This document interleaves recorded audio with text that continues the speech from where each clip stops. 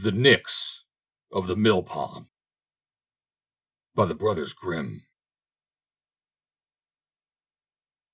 There was once upon a time a miller who lived with his wife in great contentment. They had money and land, and their prosperity increased year by year more and more. But ill luck comes like a thief in the night. As their wealth had increased, so did it again decrease year by year. And at last the miller could hardly call the mill in which he lived his own. He was in great distress, and when he lay down after his day's work, found no rest, but tossed about in his bed, full of care. One morning he rose before daybreak and went out into the open air, thinking that perhaps there his heart might become lighter. As he was stepping over the mill dam, the first sunbeam was just breaking forth, and he heard a rippling sound in the pond. He turned round and perceived a beautiful woman rising slowly out of the water. Her long hair, which she was holding off her shoulders with her soft hands, fell down on both sides and covered her white body. He soon saw that she was the Nix of the mill pond, and in his fright did not know whether he should run away or stay where he was. But the Nix made her sweet voice heard, called him by name, and asked him why he was so sad.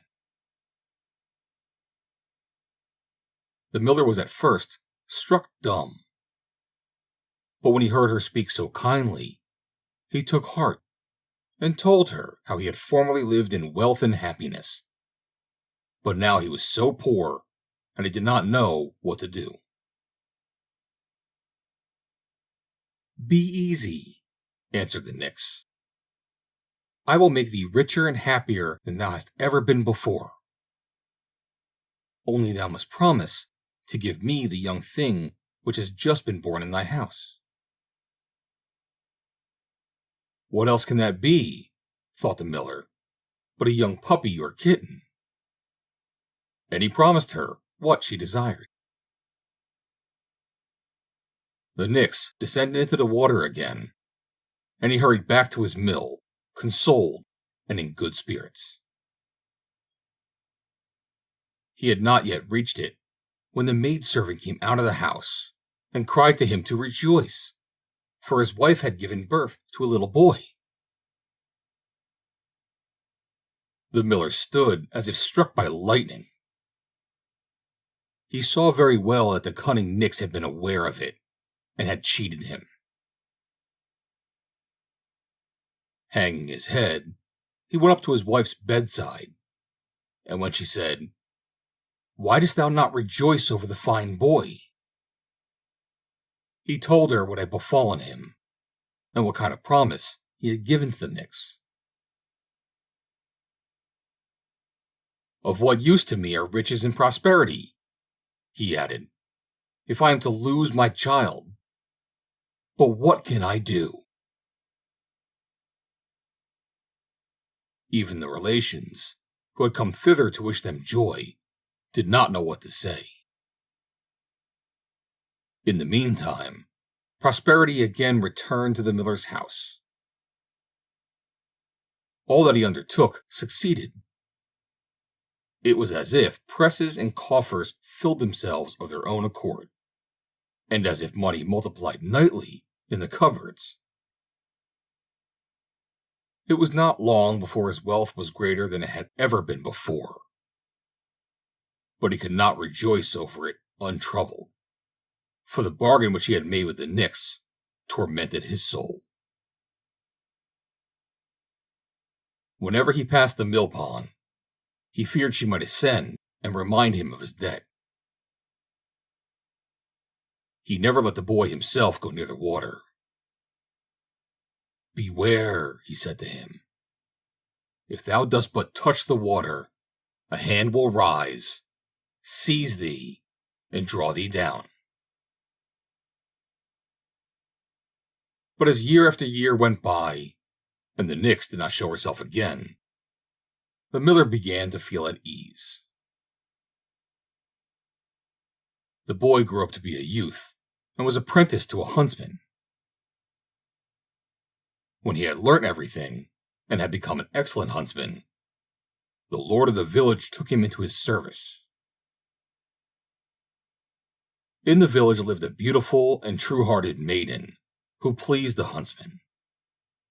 And when his master perceived that, he gave him a little house. The two were married, lived peacefully and happily, and loved each other with all their hearts.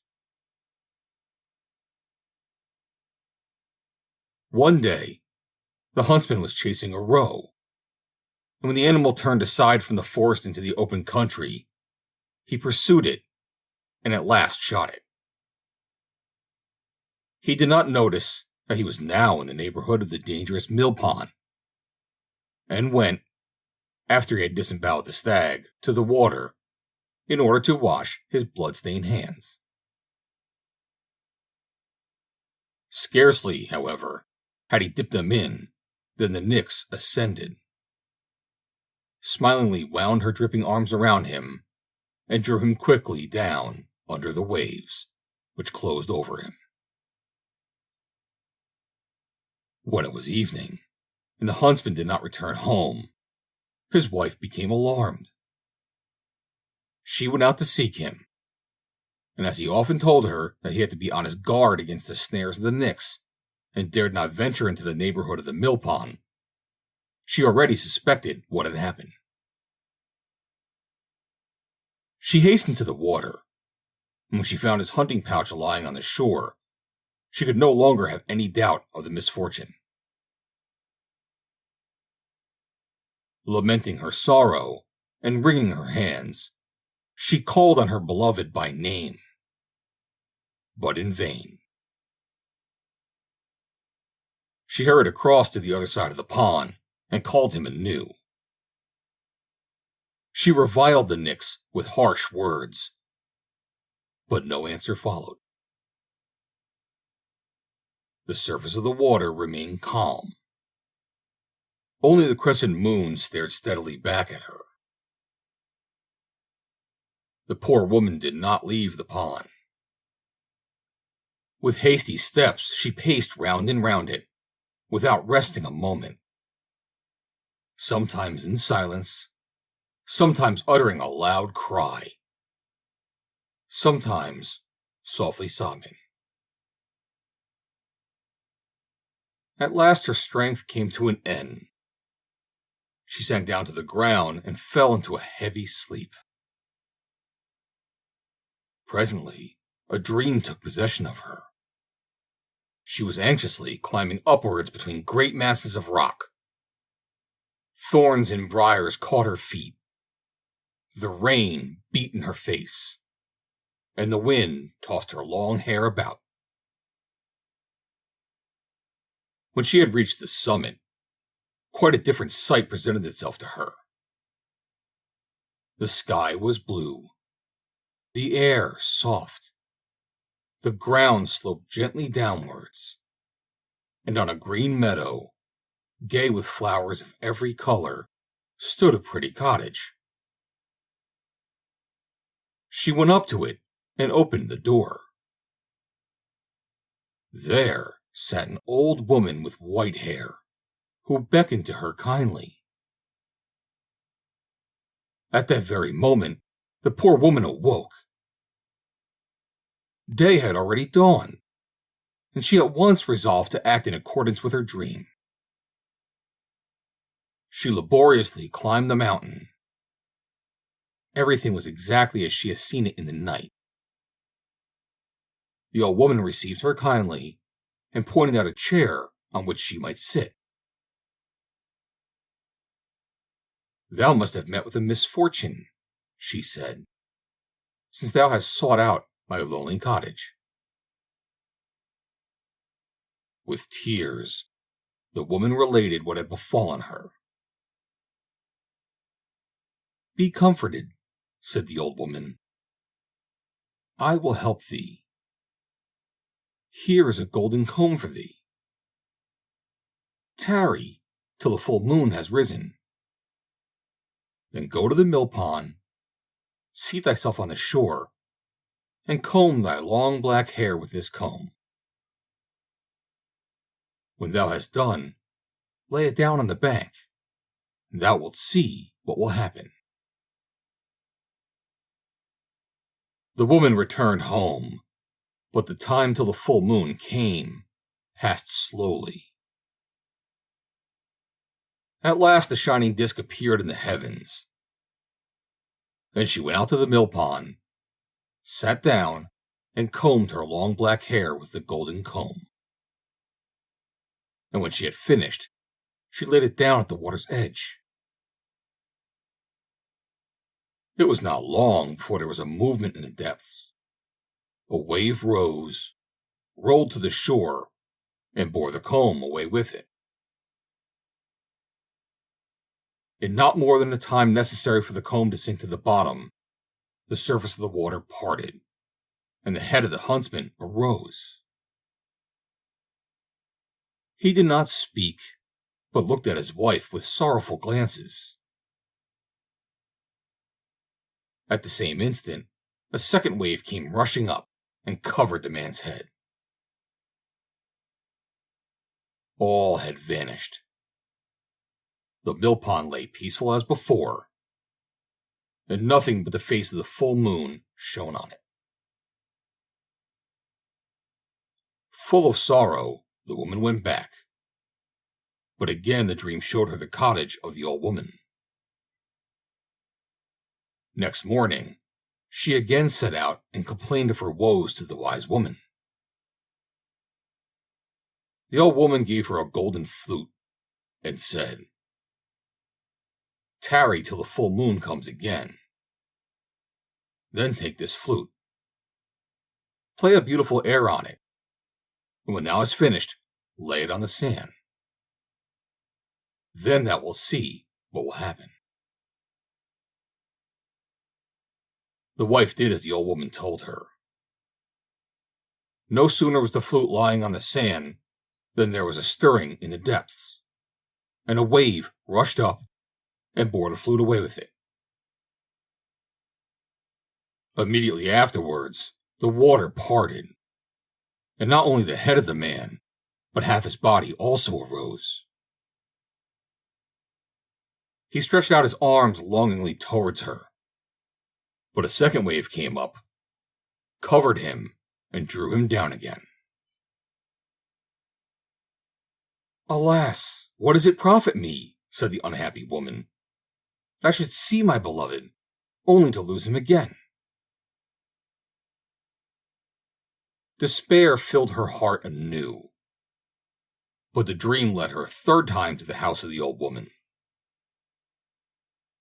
She set out, and the wise woman gave her a golden spinning wheel, consoled her, and said, "All is not yet fulfilled.